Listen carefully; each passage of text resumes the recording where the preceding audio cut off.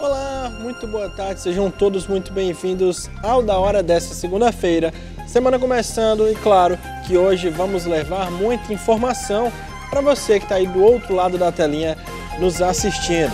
Então, fique conosco porque o Da Hora está começando agora.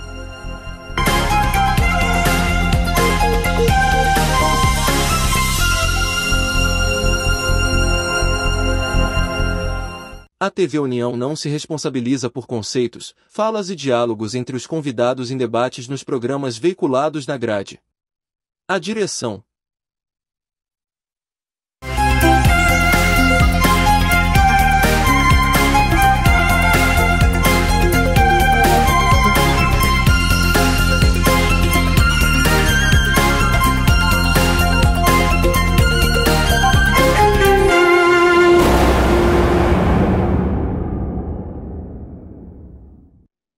É isso, sejam todos muito bem-vindos novamente ao Da Hora dessa segunda-feira.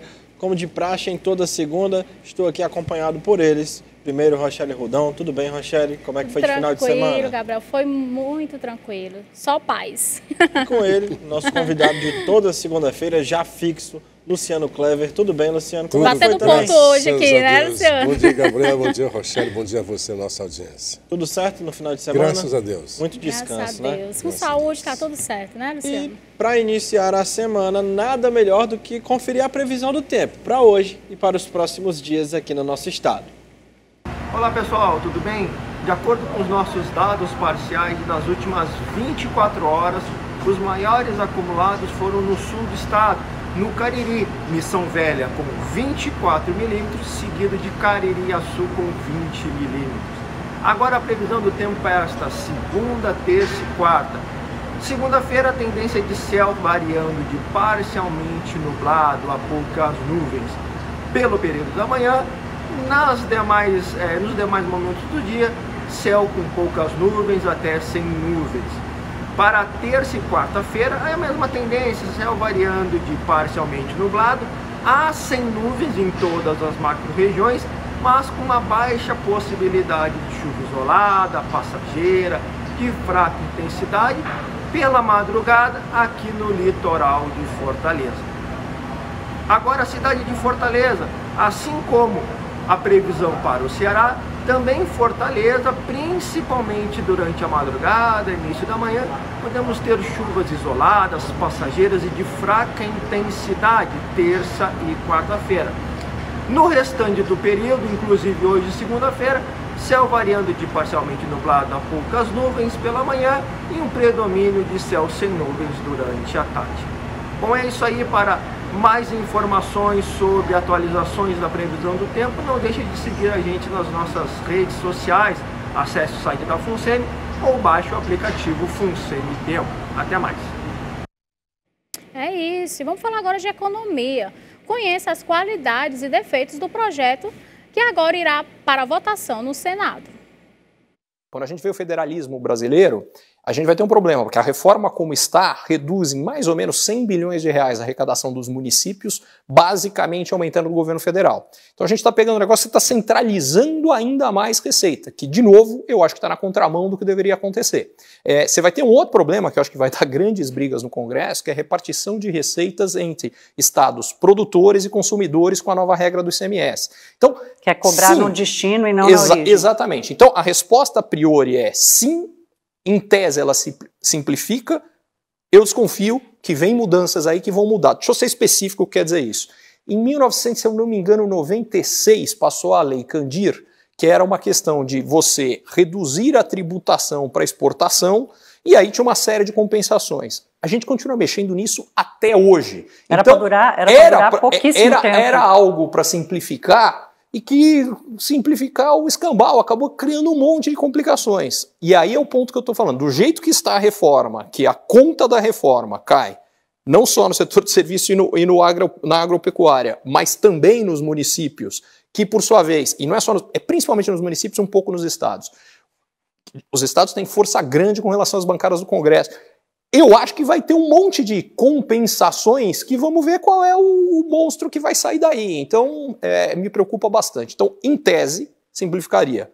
Tenho medo que na prática pode acabar não acontecendo exatamente assim. E aí, Luciano, concorda? Bom, é assim, a reforma não é deste governo, certo? Desde que a Constituição saiu, já se busca essa reforma. Então, na última, houve a reforma do Paulo Guedes, um desenho dessa reforma no Paulo Guedes. O Paulo Guedes tinha como slogan menos Brasília, mais Brasil. Essa, pelo que a gente viu aí do comentário, vai voltar à centralização. Estados e municípios perdem a arrecadação, sim, a arrecadação continua, só que agora o ente que vai arrecadar é o governo federal. Então, cada vez mais prefeitos e governadores vão lá pedir a bênção do governo ou desse conselho que estão criando.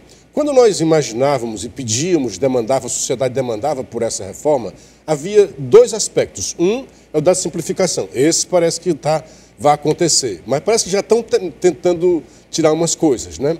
A outra era de redução do volume de impostos, da carga tributária, que está no lombo do brasileiro, principalmente dos mais pobres, porque o rico dá sempre um jeito de botar para lá, para cá, o pobre não. Não é só na renda, é qualquer consumo. Comprou uma caixa de fósforo, você vai estar pagando impostos. Então, na simplificação, está interessante. Sim. E acho que todo mundo vai concordar, porque hoje no Brasil é um emaranhado de leis que você perde muita energia para o empreendedor, para como é que ele vai pagar ali, como é que ele não vai fugir dos impostos, como é que ele não vai cair numa deslegitimização da sua atividade. Então, criam-se dois impostos especificamente, né? Um que vai reunir impostos estaduais e federais, sim, é chamado de imposto mesmo, né? Que é IBS, Imposto de Bens e Serviços, e os federais, que esse é de contribuições de bens e serviços. Tá, ficou claro, bonitinho, aí já se criou, João, vai ter agora uma permissão para que estados e o Distrito Federal possam criar um imposto para ajudar no financiamento do desenvolvimento. Então, já começa aquela coisa da simplificação, já começa a ceder espaço. Outra proposta de tudo isso que está acontecendo seria o cashback, né? Que é um dinheiro retornado para as pessoas de menor renda. O que é que você pensa sobre isso? O cashback, que eles queriam... Cashback é um nome fresco para troco, né? É o troco que você vai receber muito nos bancos digitais, de volta, né? Então, você vai pagar o imposto. Então, o pobre, toda vida que você vai no supermercado hoje, os caras te perguntam, quer colocar o CPF na nota? Sim. Então, vai ser a partir daí, quando você faz a compra, está lá o seu CPF, e o pobre, certamente o da Bolsa Família, vai receber de volta, que ele já paga muito imposto, vai receber um troco aí desse imposto. Como vai se dar, eu não sei. O que achava estranha nessa reforma, tem duas coisas. Uma coisa muito estranha e uma outra muito prejudicial para nós, nordestinos, nós cearenses. A estranha é o que eles chamam de extrafiscalidade, quer dizer, a reforma feita não para fins fiscais, mas para fazer justiça ambiental, para fazer justiça social. Então, vamos lá. Justiça, hoje é a manchete do Diário do Nordeste. O que beneficiou, quais são os avanços e retrocessos na área de justiça social, de raça e gênero. A reforma fiscal não é para tratar disso daí. Eu acho que tem que ser no outro campo, tem que ser noutra discussão, porque senão embola muita coisa, ideologiza a discussão, quando é uma discussão técnica, uma discussão fiscal. Então tira o imposto ali da mulher menstrual, né, da coisa menstrual.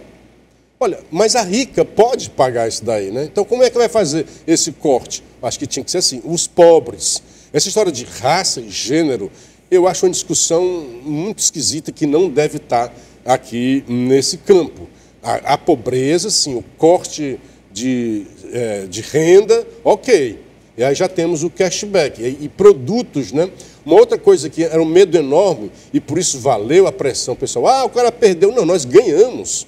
Todos aqueles que se colocaram contra a reforma ganharam, e o Brasil ganhou, porque houve mudança para melhor. Por exemplo, se imaginava que haveria um acréscimo de quase 60% na cesta básica. Quer dizer, não, mas a gente vai reduzir até 60%.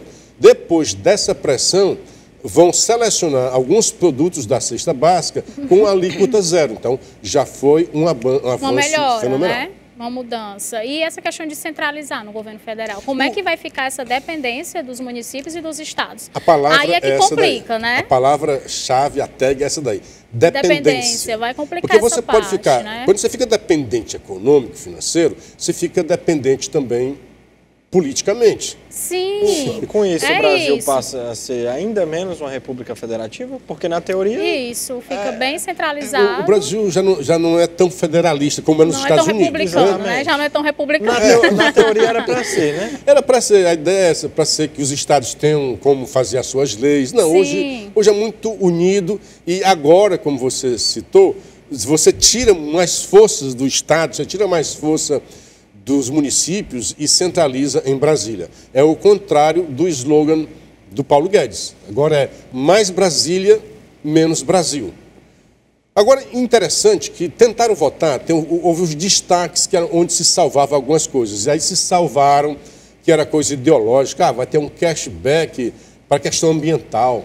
Como é que é mesmo isso, né? Vamos tratar no outro canto, acabaram com isso daí. Agora, houve um destaque, esse chamou muita atenção, era um destaque para permanecer o incentivo de IPI para a indústria de carro, principalmente, que quisesse se instalar no Nordeste. Foi derrubado esse destaque por um voto. E dos cearenses, apenas um votou contra, Eunício Oliveira. E foi muito cobrado, saiu no Jornal Povo no fim de semana, foi muito cobrado pela bancada, dizendo assim, olha, usa o André para isso. Né? Até o André Fernandes, que é bolsonarista raiz, votou pelo Estado do Ceará. Sim. Não foi a favor, por exemplo, que Bolsonaro pediu, não. Ele pensou no Nordeste, pensou no Ceará. O Eunício, quando vem dar a justificativa, ele se desculpa e faz aquela coisa de adolescente. Adolescente, a principal característica do adolescente é a falta de responsabilidade. Ou colocar a culpa em alguém, né? De autorresponsabilidade. Nunca assume. Não foi o Gabriel. Aliás, isso é antigo, né? Quando Deus cobrou de Adão, Adão foi que foi a mulher. Foi. É culpa da mulher, sempre a mulher que leva a culpa. Então, o Eunício disse, olha, eu votei por engano. Aí, olha, será que dá para a gente entender, aguentar, engolir um negócio desse? Eunício é um dos mais experimentados parlamentares do Ceará. Já foi presidente do Congresso, foi presidente do Senado, deputado federal, depois senador, agora de novo deputado federal. Aí vai se enganar. Aí diz, olha, eu me enganei, mas foi não por minha culpa, né? Aí foi botar, a culpa foi da liderança do governo. Quer dizer, ele estava mais preocupado em seguir o que o governo queria do que com os interesses do Ceará. Está muito claro o que ele diz aí. Porque ele diz, olha, o Zeca Disseu. Olha, o Zeca Disseu é do PT lá do Paraná, não é do partido dele, não é da região dele. Aí está culpando o Zé Disseu porque não orientou. Ora, mas se o governo, se você pensar em termos de nação, a guerra fiscal é uma coisa muito ruim. Agora, para nós, cearenses, nordestinos, a guerra fiscal foi fundamental para a gente ter mais emprego e acabar um pouco com essa desigualdade distributiva, porque fica tudo lá em São Paulo. Então, com essa novidade agora da reforma de cobrar o ICMS, por exemplo, no consumo e não na origem, ajuda um pouco a nós. Mas tirou de nós a possibilidade de dar incentivos. Aí, esse incentivo que era do IPI, e Eunício falou, olha, mas isso aí não tem muito impacto não, querem minimizar o erro dele. Doutor Eunício, faça assim, minha culpa, minha máxima culpa, me perdoe, cearense. Né? Eu errei, vacilei, mas nós vamos lutar para que o Senado corrija isso. Acho que devia ser a saída dele.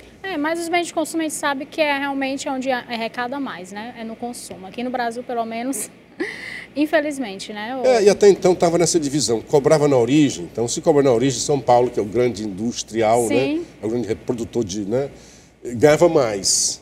E nós que consumimos, né? Que o dinheiro vinha de nós, quer dizer, o cara produzia, a gente gastava e o imposto ia para eles. Então, isso daí faz uma certa justiça nesse aspecto. Sim. E ainda falando sobre a reforma tributária, parece que não só a esquerda, como o Luciano falou, está dividida, a direita também. O ex-presidente Jair Bolsonaro e o governador Tarcísio de Freitas tiveram posições divergentes em relação à reforma tributária. Uma coisa que eu vou perguntar para vocês, o esforço que nós estamos fazendo é para construir a melhor proposta. Agora, uma questão que eu estou colocando para todo mundo aqui. Nós vamos perder a narrativa da reforma tributária? Sim.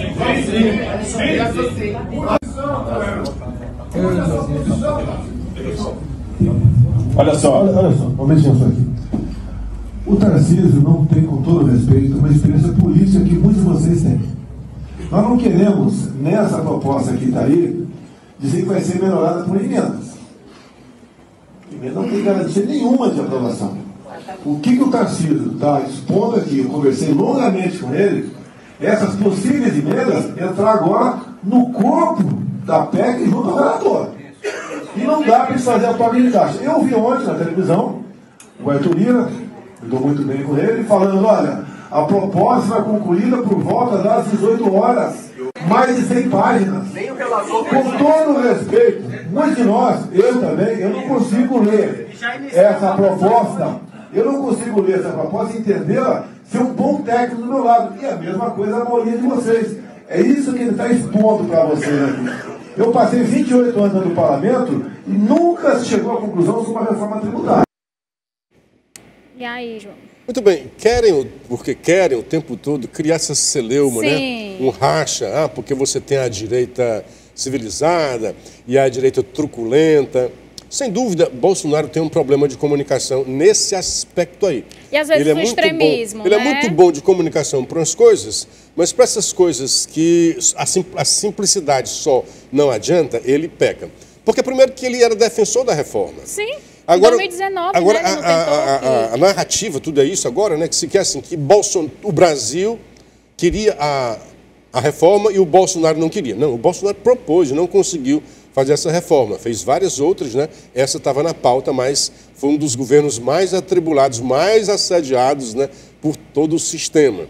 Então, não fez. Então, ele era favorável. Não da forma como estava, porque tinha vieses ideológicos gritantes, que eles queriam passar goela abaixo. Então, contra o que Bolsonaro falava? Olha, não pode.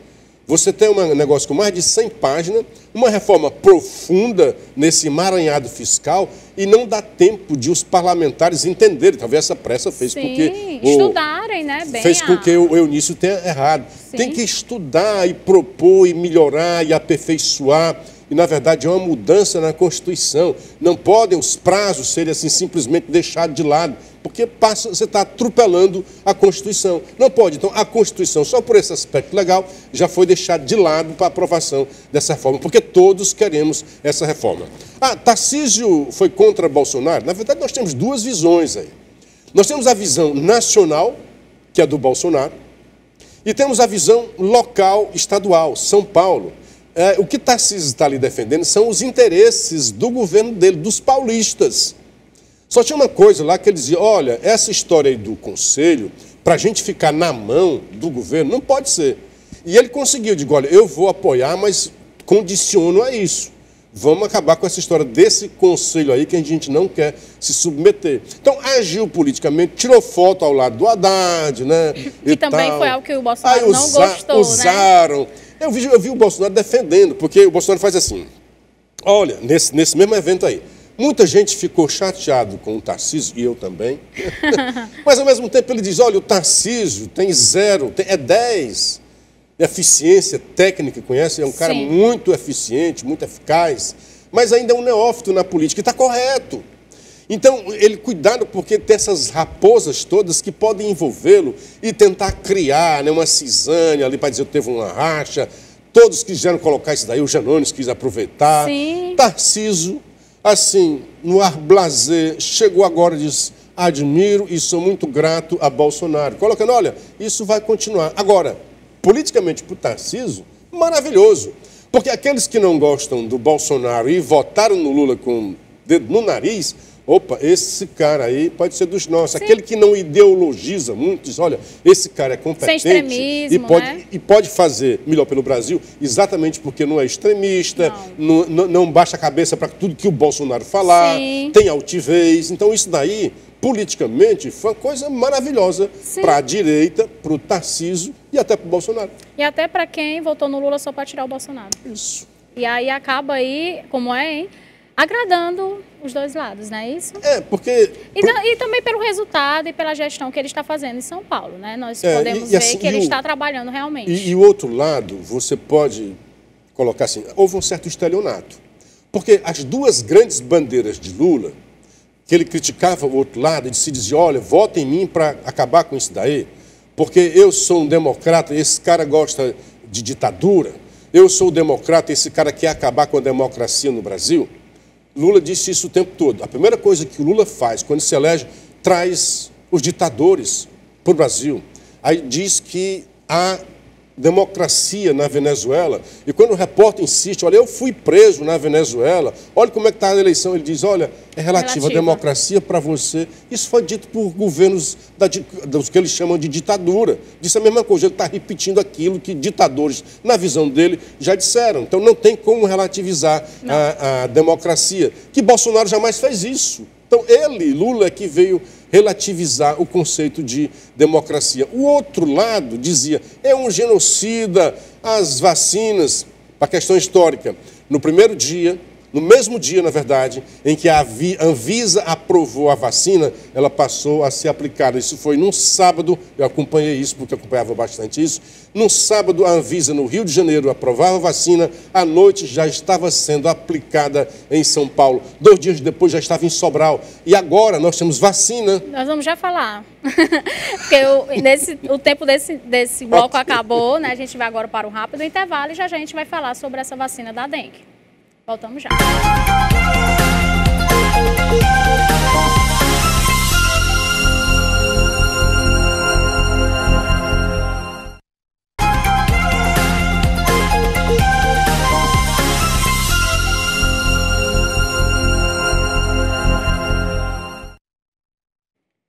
Estamos de volta com o Da Hora dessa segunda-feira, falando que a proposta de emenda à Constituição da reforma tributária, aprovada pela Câmara na madrugada da última sexta, inflamou a disputa entre estados do Nordeste e do Sudeste em torno da divisão de recursos do bilionário Fundo Nacional de Desenvolvimento Regional, que deve ter patrimônio de pelo menos 40 bilhões de reais e ser usado para diminuir as disparidades regionais. Insatisfeitos com o texto, os estados do Nordeste vão buscar o apoio do Norte e do Centro-Oeste para pressionar pela definição dos critérios de divisão do dinheiro do fundo, no que promete ser um dos principais embates em torno da reforma no Senado, onde o projeto passará a tramitar após o recesso parlamentar.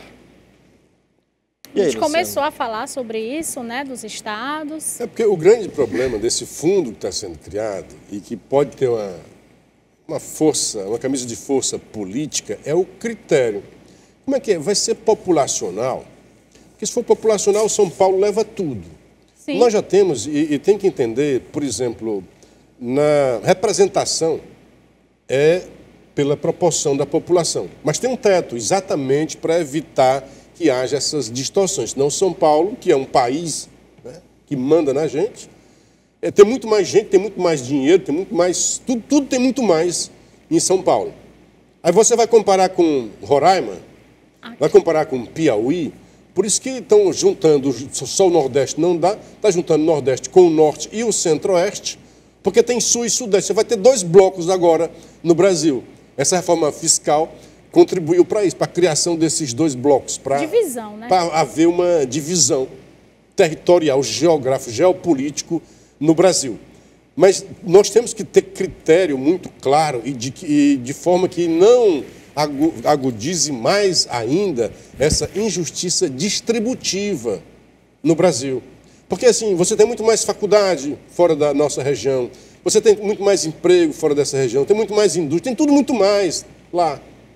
Então, se você não dá compensação, não ajuda a dizer nós somos realmente uma nação de estados irmanados, nós vamos ter essa, sim, a guerra fiscal não é entre irmãos, né? Mas haverá sempre, um vai tender a crescer muito mais e o outro aí se atrofiando.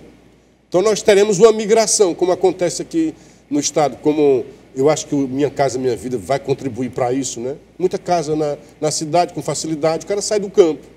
Então, com mais facilidade também lá no sul, sudeste, você vai ter uma migração. Se começar a não ter mais emprego aqui, o cara não vai ficar. Já tem, né? Não, mas digamos assim, o Ciro fez esse alerta muito preocupante. Se terminar essa história, porque não é de uma hora para outra, tá? Isso vai escalonado no prazo. A longo prazo, né? Porque se fosse de uma hora para outra, ia ter uma revolução no Brasil. Então, você imagina, não tendo mais esse benefício fiscal, qual é o motivo da Grandene estar aqui no Brasil? que, segundo o Ciro, dá 40 mil empregos em Sobral. Sobral tem 200 mil habitantes. Digamos que é só metade, que o Ciro é muito hiperbólico, né? Mesmo assim, é uma fatia muito grande da população que ficará sem emprego. Vai para onde? Vai para a criminalidade? Porque não vai ter outro emprego e tem que dar comida em casa. É uma repercussão social muito séria. E aí São Paulo já é populosa. Para ir para São Paulo mais, né? Bem complicado, né, Luciano? Vai ficar uma super metrópole, e eu não sei se isso é uma coisa boa. Talvez São Paulo nem queira, né? Sim. Então é melhor lidar um pouco para a gente não ir para lá, para não invadir. Sim, claro. E nós vamos falar agora de saúde, porque a vacina contra a dengue da farmacêutica japonesa Takeda, a primeira de uso amplo na população, já está sendo oferecida em clínicas privadas de vacinação do estado de São Paulo e de todo o país. Segundo o levantamento feito pelo Estadão, com 4 estabelecimentos da capital paulista, o valor da dose varia entre R$ 425 e R$ 478. O esquema completo de vacinação é feito com 2 doses, com intervalo de 3 meses entre as aplicações. O valor pode variar de acordo com o estado, por causa das diferentes cargas tributárias. O imunizante chamado Qdenga teve eficácia de 80% nos estudos clínicos. É a segunda vacina contra a doença a receber registro no Brasil, mas a primeira que pode ser usada independentemente de o paciente ter ou não infecção prévia pelo vírus da dengue.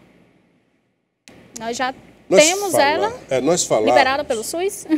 Não temos pelo SUS. Então, mas por quê? É isso. Agora eu fico imaginando, se fosse aquele outro presidente, Sim. Eu vou evitar dizer o nome porque dá coceira a algumas pessoas, né? Sim. Aquele outro presidente, tudo bem que a dengue é bem diferente Covid, é bem diferente. da Covid, né? Mas assim, a Covid era uma doença nova que pouco sabiam, a dengue não é. Então é mais fácil você ter a vacina de uma doença conhecida de uma que é completamente nova, né? Eu estou apertando aqui só para mostrar que eu estou no ar, não posso atender agora, né? Então, imagina, aquele outro presidente, sem ter ainda vacina, só tinha em estudo ainda estava em teste, todo mundo ainda não tinha, né? E todo mundo queria que já tivesse a vacina aqui no Brasil. E deixando claro, assim que foi aprovado, no mesmo dia, isso é história. No mesmo dia, eu não estou inventando, bota no Google aí quando é que o Brasil começou a vacinar e quando é que a Anvisa teve o seu primeiro aprovo, né?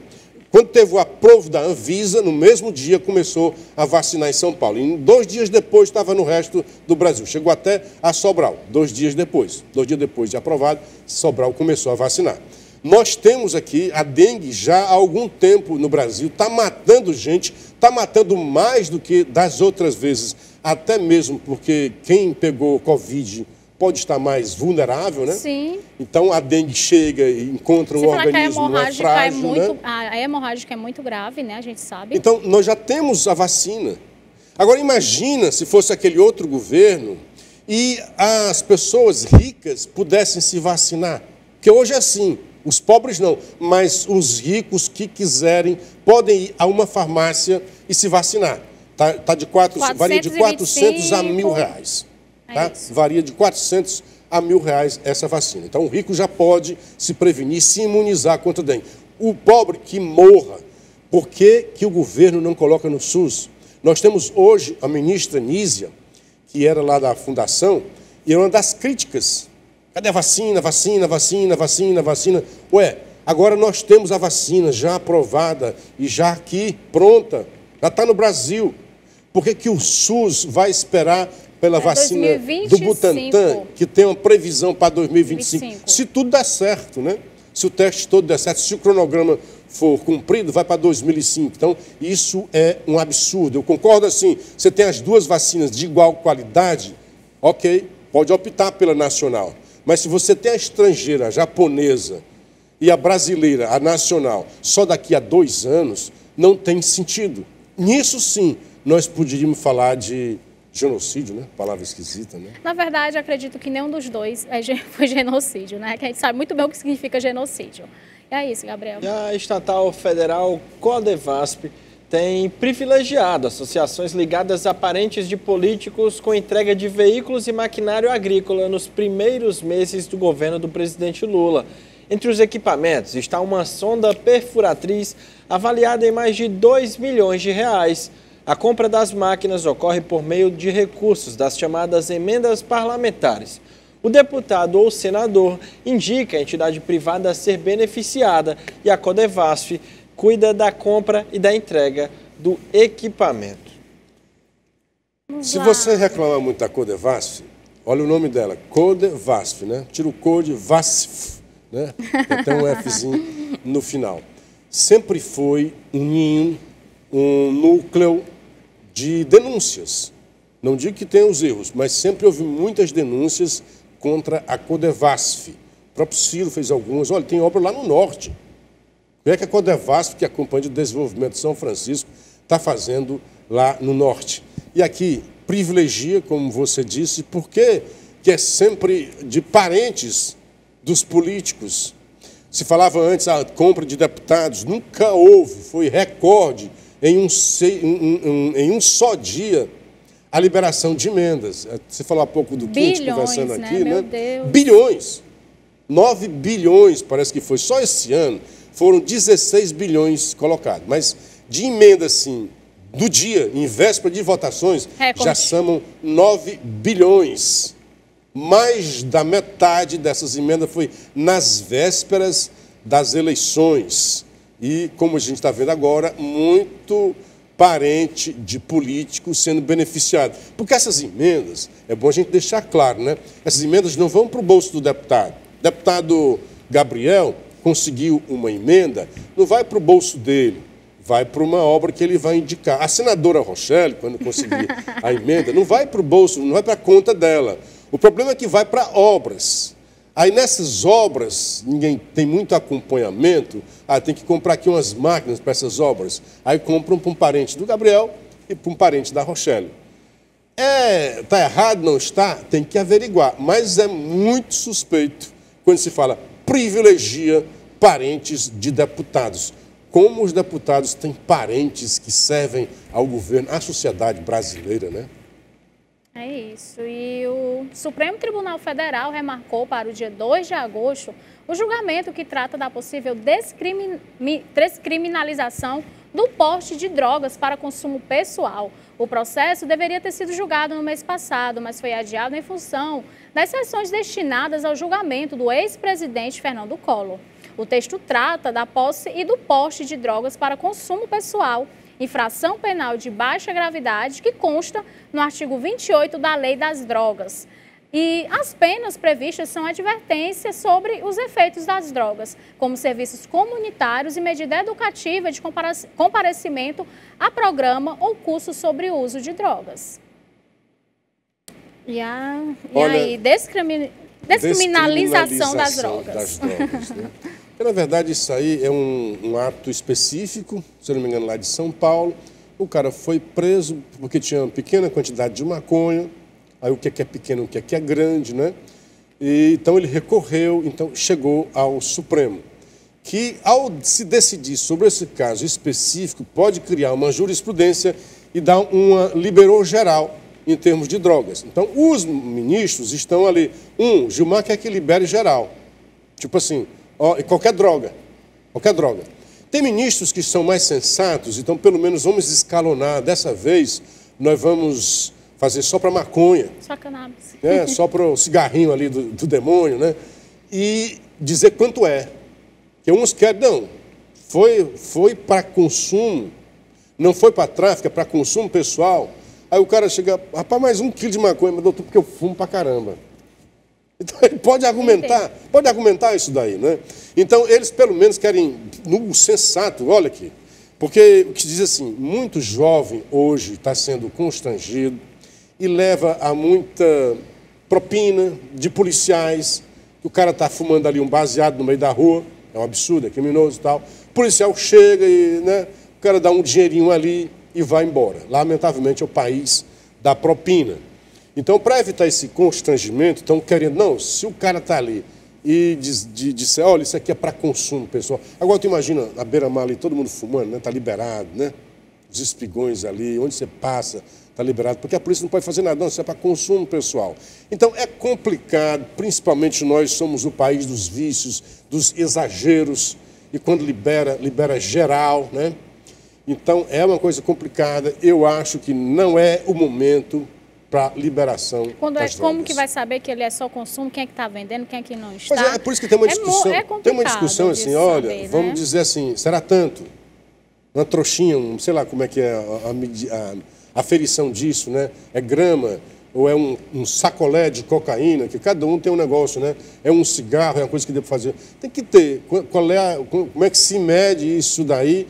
E, olha, a partir disso aí não é mais consumo próprio, já é tráfico. O tráfico está pesado, continua pesado. Mas se começar assim daqui a pouco, o cara não, é para sobreviver, está traficando para sobreviver. Então, motivos sociais você vai encontrar muitos para a bandalheira. Sim, o pior que sim. É isso, Gabriel. E o presidente do Senado, Rodrigo Pacheco, fala que até agora não apareceu nenhum regime melhor, mais eficiente e mais justo do que a democracia representativa e a sua forma institucional de Estado democrático de direito. Até agora não apareceu nenhum regime melhor e mais eficiente e mais justo do que a democracia representativa e sua forma institucional de Estado democrático de direito. Também não vislumbramos ainda espaço melhor constituído para a solução de conflitos do que ambientes parlamentares construídos democraticamente. Nesses meios, resta garantido o direito à manifestação de vontades e o espaço para a discussão das diferenças de propostas e pontos de vista, devidamente regidos por regras claras para a apuração de resultados, descartando o recurso do arbítrio e da violência. Cabe a nós, parlamentares de todos os países democráticos, manter o convencimento do conjunto da sociedade no acerto da opção pelo credo democrático, que será nossa estrela guia ainda por longo tempo. Não tem nada de originalidade na frase dele. Churchill já dizia que a democracia é o pior regime, excetuado os demais. Dizia com mais brilhantismo do que essas baboseiras do presidente do Senado. A democracia é isso mesmo, é o melhor regime, mas nós precisamos exercê-la de acordo com o que foi desenhado, por exemplo, o tripé, freios e contrapesos. Então nós vimos afrontas à democracia, porque foram afrontas à Constituição, mas a própria Constituição dizia, não, mas o Senado pode chegar para o ministro que tenha se exacerbado, que tenha sido hiperbólico, né? Dizer, olha, chega aqui, conversa, pode até empichar. Nunca o Senado, por causa do senhor Pacheco, fez qualquer admoestação às atrocidades jurídicas que foram realizadas contra a democracia no Brasil por ministros do STF. É isso. E nós vamos agora para um rápido intervalo e já já estamos de volta.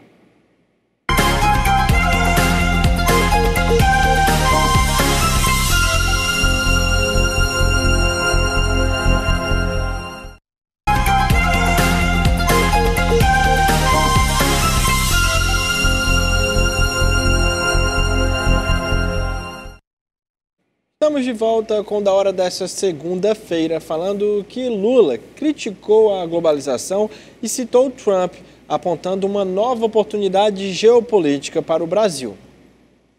A gente não compreendia que a globalização era uma coisa que interessava muito aos países ricos para introduzir os seus produtos e as suas fábricas dentro da nossa casa e a gente virar, sabe, mero exportador e importador. Precisou o Trump, sabe, na disputa eleitoral, chamar atenção para o que estava acontecendo nos Estados Unidos. O que a China fez de novidade? Um país socialista se aproveitou da ganância de um país capitalista que resolveu implantar suas empresas todas na China para utilizar o trabalho escravo. A China aproveitou e se industrializou. Companies that leave America to create jobs in China and other countries that have ripped us off for years should not be rewarded. They should be tariffed, fined and punished. They should not be rewarded. E agora, os Estados Unidos têm uma preocupação com a China e fica sempre ameaçando a possibilidade de uma nova Guerra Fria. O Brasil tem que aproveitar essa oportunidade. Eu vou dizer para vocês, nós temos uma nova oportunidade nesse país. E a gente tem que decidir se a gente quer fazer ou não quer fazer. E aí, Luciano? Lula é o mestre das palavras vazias. Que oportunidade é essa? Eu não entendi qual é a oportunidade. Acho que com a China, com a globalização... Na verdade, assim, ele está concordando que a China escravize os seus trabalhadores, né? Olha, foi o que a China fez, deu um traço nos Estados Unidos e se industrializou. Eu não sei se a causa da industrialização da China é porque foram lá atrás de mão de obra barata. Talvez por causa das indústrias lá que pagam mão de obra barata, passaram na globalização. Porque o que é a globalização? Você pega um negocinho desse aqui, ou uma caneta, cada componente desse é fabricado num canto diferente, onde for mais benéfico para o cara. Por fim, eu acho que só a marca está nos Estados Unidos, da Apple. Mas muita coisa é feita na China, muita coisa é feita em outros locais. Mas muita coisa mesmo, não só na China.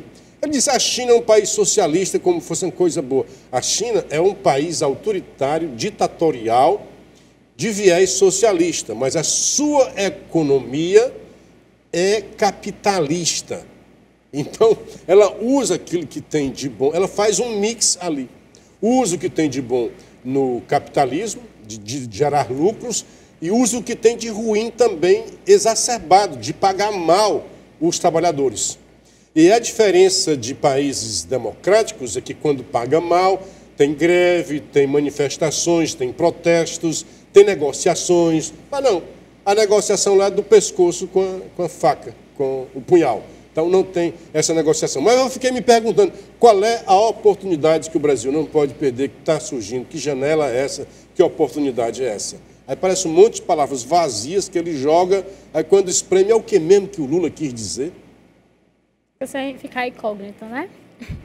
E nós vamos falar agora de uma polêmica em relação a um filme que está sendo proibido de passar aqui no Brasil, não é isso, Luciano Clever?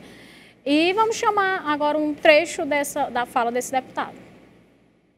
A gente exibe a terceira reportagem dessa série, a última, que vai abordar a questão médica envolvendo os pedófilos que sofrem de um transtorno. Pedófilos que sofrem de um transtorno. Isabela, há muito preconceito com relação a isso, Vamos tratar do preconceito em relação a isso. Não vamos tratar de um dos maiores crimes que um ser humano pode cometer, não. Vamos tratar do preconceito que as pessoas têm contra quem comete esses crimes. Então você entende por que às vezes possa parecer que nós, da direita, os conservadores, realmente agimos de forma mais enérgica e enfática, porque eles estão vindo para as nossas crianças, eles estão querendo...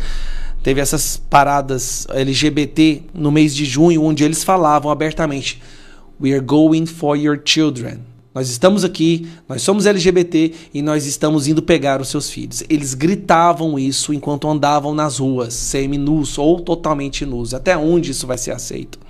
E agora falar contra isso te coloca um alvo nas suas costas para você ser perseguido. É triste, eu não sei nem o que eu falo. Então vamos falar desse filme que está sendo proibido, né? O filme fala, é um fato, né?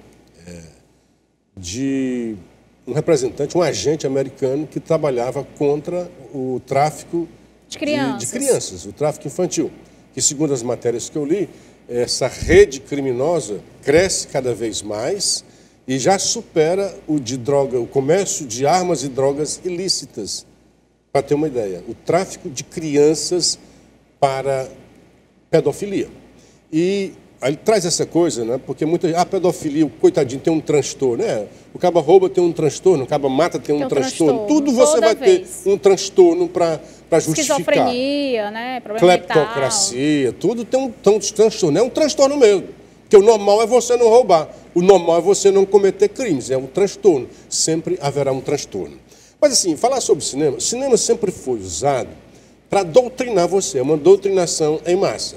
E foi usada, Hollywood é uma fábrica de fantasia que levava para o mundo inteiro, e foi assim que eles conquistaram, que você conquista o mundo, não só pelas guerras, mas pelas armas do entretenimento. E Hollywood, os americanos investiram muito nisso, mas investiram para passar valores, até então, de americanicidade, né?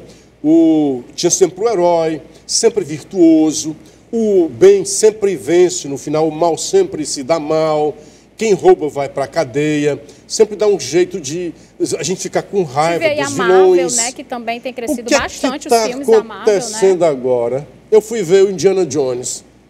Eu fui lá para ver o Indiana Jones. Eu vi um absurdo. Acabaram com o Indiana Jones. Na velhice do Indiana Jones, faltou dizer que ele estava alcoólatra, né? Para fazer o clichê do cara que chega no fim da vida e não tem mais esperança, esquece o que ele passou. O cara foi um herói, um ícone de tantos que assistiram Indiana Jones, as aventuras. Aí você chega, ele fica refém de uma mulher, ele fica no filme o tempo todo sendo acusado de assassinato e até usado lá como, né, a mulher usando isso. A grande heroína do filme é a mulher que é uma ladra, é o tempo todo querendo roubar documentos antigos, se dar bem, traficar esses documentos antigos. É quem, no fim, tira ele, né? Ele quer ficar no passado, estou dando uns spoilers aqui, né? E ela traz ele de volta para casa e leva ele para a mulher dele. É como se fosse um babaca. Então acabaram com o herói. Aí você tem agora um outro lado. A sorte é que agora, antes você tinha o cinema em prol dos valores, para mostrar que a América, né, os bons valores, os princípios. Agora não, é tudo em função dessa agenda. A agenda do gênero, lá porque era mulher, então a mulher e tal, ela que tem que ter a sororidade, ela que tem que ter protagonismo, ele é só um velhinho, é o opúsculo do macho, né? Como o crepúsculo do macho. E nesse vídeo passa um filme que é ao contrário, que são as crianças sendo sexualizadas. Não, aí assim, esse cara já vem sendo cancelado, a dupla Mel Gibson e o Gene Cavill, um esquisito nome desse Cavill, não me lembro, né? Que fez, ele fez Paixão de Cristo, que é um filme visceral, que emociona, mas acham que é extremo, né? E muito religioso. Então, cara, não é legal, porque tu não é dos nossos, tu é religioso, não é dos nossos. Aí agora vem com esse filme que traz essa denúncia horrorosa desse crime horroroso de pedofilia, de tráfico de crianças e que, segundo dizem, não querem, né? Já estão também criticando muito. Como se fosse fazer apologia a isso, né? Besteira, porque é uma realidade. O povo está aí e ele está bombando nas bilheterias. Ainda não chegou, mas estou doido para ver já. Eu também quero assistir. É isso. Eu queria falar para vocês desse QR Code para baixar o União Plus, o nosso aplicativo. O WhatsApp na tela também, né? O WhatsApp na tela, Jeová, para eles também comentarem, mandarem sugestões. Nós temos aqui... Pronto. E eu vou mandar aqui um beijo, aqui tem uma lista de gente hoje, para o Mota da Parquelândia, Lúcia de Maracanaú, Carlinhos da Praia de Iracema, João Esteves do Montese, Efigênia Colares do Montese, Eleni e seu marido Carlos Davi, ou é David, e as filhas Nicole e Larissa e Rômulo do Carlito Pamplona. Estamos dando aqui um alô para vocês. Obrigada pela audiência de vocês. Considerações finais, Luciano Kleber? Muito bem, foi muito bom participar. Espero ter sido bom para você também. Né? Para mim foi muito bom. Para a audiência, né? Obrigado por mais uma vez estar com você, Rochelle, com o Gabriel. Muito obrigado por estar com a nossa audiência. A gente volta na segunda-feira, com graça de Deus. Gabriel. É isso. Muito obrigado pela sua presença, Luciano. Muito obrigado por dividir aqui com a gente, Rochelle. Nossa bancada. E, claro, agradecer a quem está em casa, na nossa...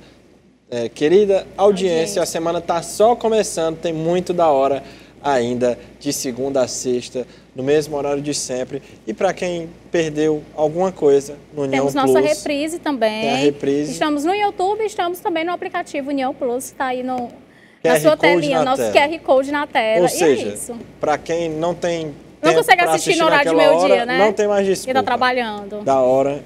em qualquer momento, on demand, né? Qualquer hora. É isso. O QR Code em qualquer lugar do Brasil ou do mundo, né, Gabriel? Exatamente. Muito obrigada pela sua audiência. Quero agradecer também, tá, o Luciano. E amanhã nos encontramos aqui no mesmo horário. Daqui a pouquinho tem Ferreira Aragão agora. E logo após União Plus com Gabriel Viana. Até amanhã.